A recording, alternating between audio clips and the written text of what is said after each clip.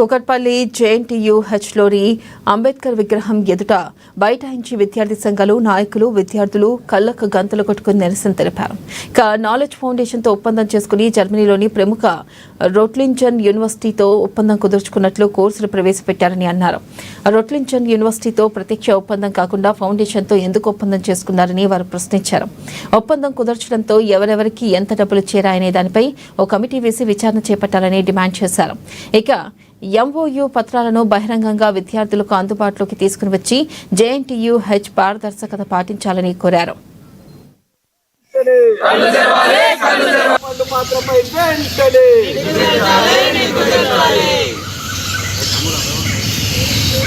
జేఎన్టీలో ఉన్నటువంటి విద్యార్థి సంఘాల ఆధ్వర్యంలో అంబేద్కర్ విగ్రహం ఎదుట కళ్ళకు గంతలు కట్టుకొని ఈరోజు ఏదైతే జేఎన్టీయూ మరియు జర్మన్లో సంబంధించినటువంటి ఒక యూనివర్సిటీతో ఎంఓయూ కుదుర్చుకొని గత కొన్ని రోజులుగా ఏదైతే షార్ట్ టర్మ్ లో బాగా ప్రమోట్ చేస్తా ఉన్నారు.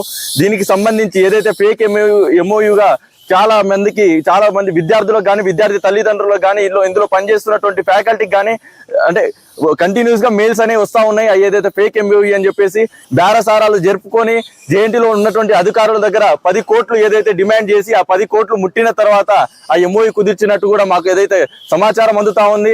దానికి సంబంధించి కూడా ఈ రోజే మాకు 20 నిమిషాల వీడియో కూడా ఎవరైతే ఫేక్ ఎంఓయూ అని బయట పెట్టినటువంటి వ్యక్తి కూడా మాకు ఈ రోజు 20 నిమిషాల ప్రెజెంటేషన్ వీడియోను కూడా ఈ రోజు జేఎన్టీలో కూడా ఆ వీడియోలు కూడా కలకలం రేపుతా ఉన్నాయి. ఎందుకు మరి 20 లక్షల రూపాయలు అనేది అక్కడ నుండి ఆ యూనివర్సిటీకి సంబంధించినటువంటి ప్రొఫెసర్ గణపతి అనే పేరు మీద మనకు అన్ని విశ్వవిద్యాలయంలో ఉన్న అందరి అధికారులకు ప్రెస్ అండ్ మీడియాకు రాష్ట్రంలో ఉన్నటువంటి అన్ని వర్గాలకు ఈ మేలే ఎందుకు వస్తున్నది? ఆ మేలు వచ్చినా కానీ యూనివర్సిటీ ఎందుకు స్పందిస్తలేదు? కేవలం ఒకే ఒక మాటతో స్పందిస్తున్నది ఏంటని అంటే ఇదంతా అబద్ధం అనే దానికి ఆయన రుజువులు చూపిస్తుంటే మీరు అబద్ధం అని ఎట్లా అంటున్నారు? ఇవన్నీ కూడా నిగ్గుదేర్చాలి.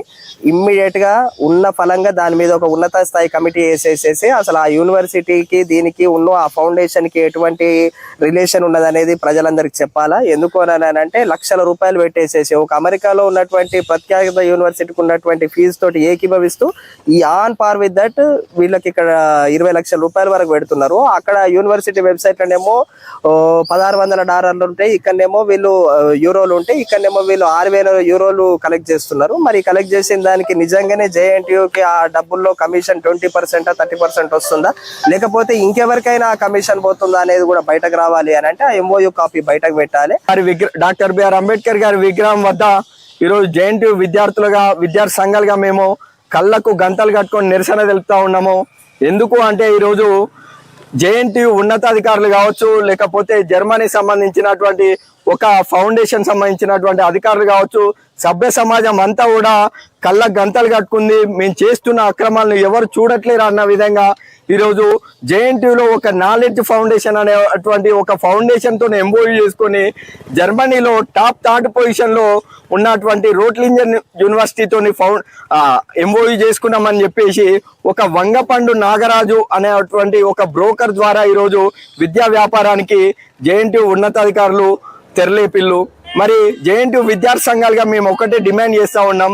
జేఎన్టీయూ మరియు జర్మనీ రొట్లింజన్ యూనివర్సిటీ ఎంఓ